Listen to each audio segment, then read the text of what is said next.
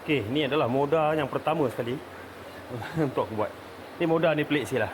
Aku rasa setiap motor yang skuter yang pakai enjin Piaggio ni memang susah. Modal perangai macam ni, Avetta perangai macam ni. Apa lagi ya? Ada Lambretta something lah. Pun perangai macam ni, susah sikit. Engineer diorang tu memang pelik lah. Tapi ni dah di China kan sikit. Ini lagi senang daripada Avetta Nova. Avetta Vanguard malam. Malam Vanguard memang kena buka exhaust betul. Kalau ini dia ada dia punya coupling kat sini.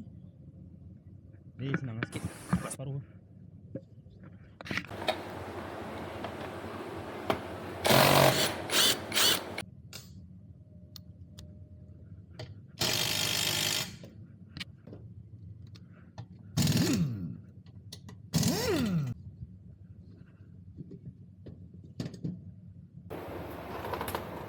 Okay, ni aku nak beritahu engineer modal. Ni tak payah.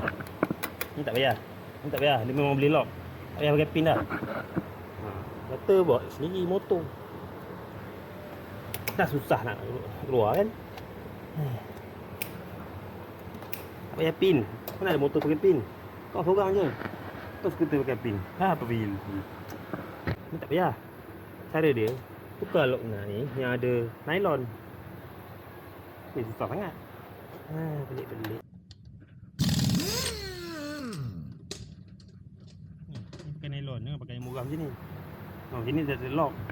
Ada nylon ni, kalau biru tu. Ni dah ada skru. 3 skru sebelah sini.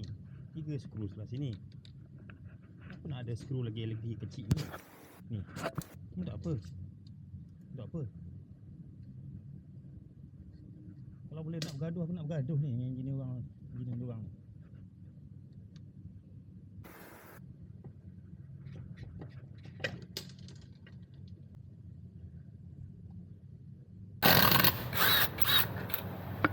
Berapa banyak skru nak buka? 1, 2, 3 4, 5 6 7 8, 9, 10 11, 12, 13, 14 15, 16, 17, 18, 19, 20, 21, 22, 23, 24 24 skru. Dan sangkut lagi.